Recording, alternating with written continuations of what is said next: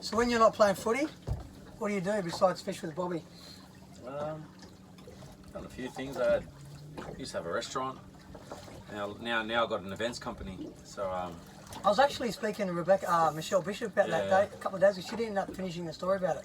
You do a sporting events company, don't you? Yeah, it's a sporting event. So I went to the Super Bowl 3 years ago with Yeah, a wow. couple of friends, and we got back and we just had this idea to provide those sorts of packages for people here, whether they want to go to a Super Bowl or a US Masters or Yep. Formula One, you know, European soccer, all those sorts of things. So we put together these VIP packages and experiences. So we try and provide something more than just a ticket. So something like an experience, something you remember, obviously through the connections I've made with sport and people wow. I know and things. So anyone can go buy a ticket to a game, but we want to provide more than that, you know. So you know, we do, you know, whether you want a long lunch with myself and, you know, Jonathan Thurston, or whether you want, you know, any sort of experience, you want to go down in the dressing rooms or meet a particular person or go to all these parties and things like that. So we put together these packages and we make it happen. How long have you been doing that for? A couple of years. So yeah, it's growing. It's going good actually. And I'm hosting a group next year over in Miami for the Super Bowl. So that's going to be a big one.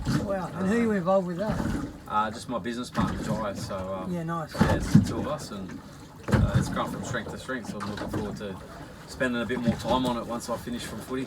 Yeah, good on you, Yeah, mate. so it's 247 it's called. 247. 247, yeah. So You get that? check us out. Check us out. Instagram, Facebook, website Plug, plug. www.247.com. Yeah, no, but if anyone is, 100%. if anyone's got something on their bucket list they want to tick off, you know, we're the guys that you want to come and see. Yeah, nice. How long have you been playing footy for, Robbie? I started as a kid, but I've been playing in NRL for this is my 17th season. And how many clubs? 2. Wow. Yeah, Tigers, Tigers and the Rabbitohs. So Wow. I was at the Rabbitohs for about 18 months. And then obviously, Then you saw the light. it wasn't really working out for me, and then the opportunity come back for me to go back to the Tigers, and that was something I couldn't say no to. It's something I always dreamed of, you know. The way I left the first time probably left a bit of a sour taste in my mouth. Yeah. Probably never got over that, to be honest. So Yeah, wow. to go back just gave me a bit of closure on things and gave me the opportunity to finish my career at the club I started with and the club I love. So God bless you. pretty amazing, yeah. You still got another 2 or 3 years in you, mate, I reckon. You're mad. How old are you now, You're bud? mad. 35. 35, yeah. Yeah. And what would be your highlight, obviously playing for the Tigers? Obviously winning the grand Winning final, grand final. yeah, 2005. Would that be your highest point with the Tigers? Oh, with the Tigers, no doubt. Like making my debut was something, like as a kid, Yep. you only dream about, you know, and you never think it's going to happen. I still remember the day I got told I was making my debut the next day. What a feeling. And calling like my family and calling my mates and all that. And I just couldn't believe it, you know. You work your whole life for that. And then for that to actually happen, just play one game, you know. It's something I never dreamed of as a kid. So that was a special moment. How many games have you played now? I'm on we've played 5 this year, 287. Like NRL games and 260 or something for the Tigers, 260. Wow. You were telling me earlier you had 16 State of Origins. 16 Origins, yeah. But I 16 should have played more. I played in 09. I made my debut in 09. Played 2 games, and the second game I played like shit, and I got dropped. You know, you kind of, when you have a bad game as an athlete, even you'd know, even when you have a bad ride, you know, the first thing you want to do is get back on the horse and have another opportunity. Of course. I never got that opportunity at that time. I got dropped for game 3. Yeah. So that was hard because I knew I was better than what I showed in that second game, and I was hoping to get a chance to redeem myself. I never did. And then I had to wait 2.5 years to get another chance. So I got back in the side in 2012, and I wasn't going to let that opportunity slip, and stayed in the side up until I think end of 2016 or 17, I can't remember, but played every game barring one through injury. I missed with a broken hand, missed the decider. So captained 2 games. You captained 2 games. I was going to ask again, you, like growing up playing Origin. I mean, watching Origin. And then to be playing against the best of them. Yeah, to be playing is, I still look back now and I can't believe it, to be honest. And then to say I captained 2 games and vice captain however many others. I'm not the biggest crazy. in football, but I do know one thing, mate. You're a big inspirational player against all the young kids. I know that. Everywhere you go, it's Robbie Farah this, Robbie Farah that. Mate, to play for the Tigers and play to one club that long, you know, you're pretty loyal to the club. Yeah, I'm pretty. And to finish your career there, it's going to be pretty special. Yeah, mate, it will be, and something obviously after everything I went through.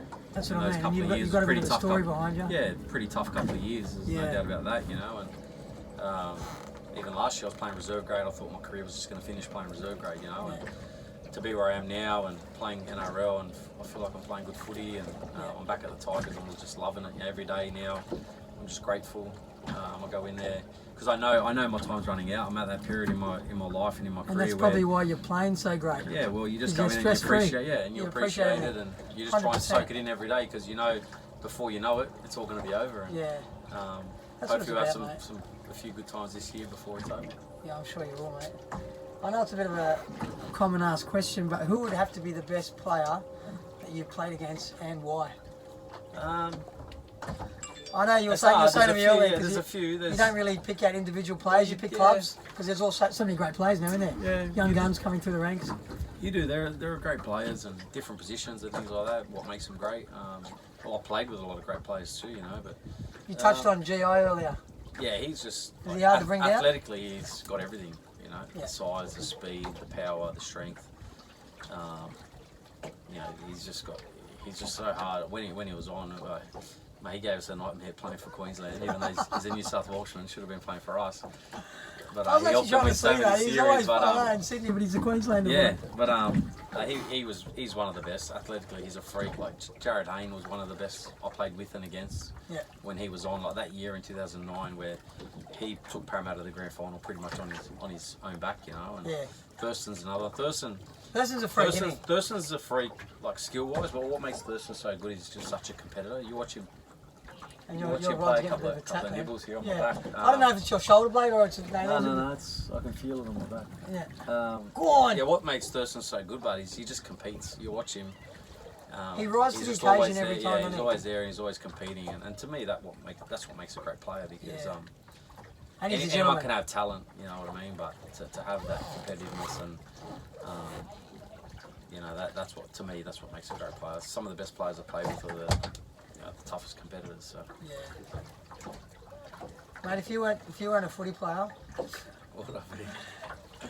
this is the Wheel of Fortune, mate. If you weren't a footy player, what would you have been? Do you even know? Well, I went to uni, but I only went to uni because my dad kind of forced me to go to uni. Yeah. I wasn't really passionate about what I studied. I did an economics degree, so I never really... Economics? Yeah, so I can never really see myself using that. To be honest, you're going to laugh, but I would have loved to have been a chef. Yeah.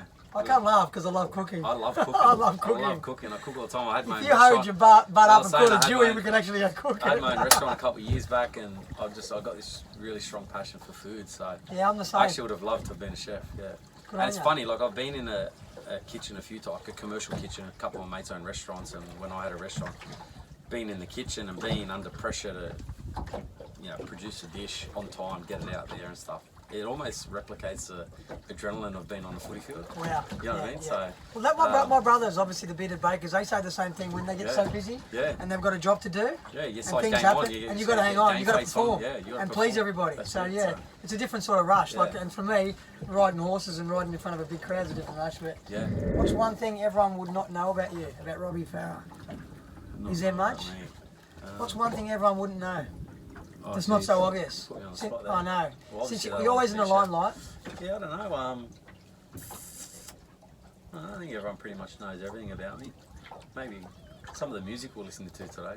Maybe they don't know. Actually, it's actually a good point you just touched on, because since you've been on the boat, all you've played is classical, acoustic, I'm a bit of an old soul. and know you're an what I old mean? soul. So, Yeah, you're playing like. So they might not know that about me. No, I am old these days. Yeah, I won't pick but, out the people you were playing. Yeah. Maybe my choice of music. Looking at you, you look like you listen to I don't R&B rap, but totally Nah. opposite. No, none of that. You listen to all the good music, Elvis, Lionel Richie, All that stuff. Yeah. Frankie Sinatra. Frankie Sinatra. Yeah. No, I was pretty surprised when you put your playlist on Oh. Bluetooth, mate. I don't know what else. I think everyone knows everything, mate. Yeah, pretty much. Been around a while. All right, this is a good one for you. You got a question for me? Now you've come on Yeah, I board. got a It question. took me a month to get you on ride that fish. I had a question for you. What was it? We were speaking about fishing, but how did you actually get into being a jockey? I don't think I've ever. It's a long asked story, you but that, I I'll make it quick for Yeah. you. When I was in year 6, I used to always get sent out of the classroom, and you wouldn't imagine that me being naughty at school. Yeah, I didn't think so. But they used to ask me to go to the principal's office a lot, and I used to get sent to Mr. Shaw's, the principal.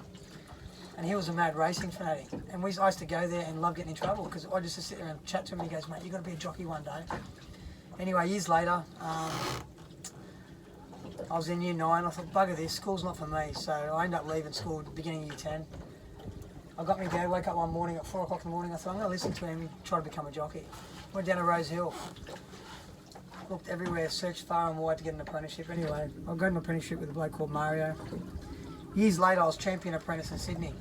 And I remember walking out into Roseville into the enclosure, and there was a bunch of owners there waiting for me to get, to mount the horse and talk to the owners. And this big, and this big, large guy turned around and he goes to me, Bobby Alyssa. And I was my school principal, and he said to me, I told you to become a jockey. Anyway, the horse won. Yeah. And that's where my ride began. Oh, awesome. And that's how I became a jockey. So now I just try to ride winners and fish. It's not a bad life, and mate. take out superstars like you. Nothing wrong with that. Yeah, there's nothing wrong with it. Riding winners and fish. Yeah, ride that fish. I'm gonna back some winners. Thanks for coming on the boat today, bro. Mate, pleasure. Thanks for having me. You're a legend. All we got to do now is launch you this big 20-kilo Jew. Yeah, send me home with something I can cook up tonight. Yeah, I know. You got a brim. Got a brim. Got a flatty and a Jew, but we need a keeper. 20 kilo, 20 kegger. Let's go ride that fish. Ride that fish, baby. Good, thanks.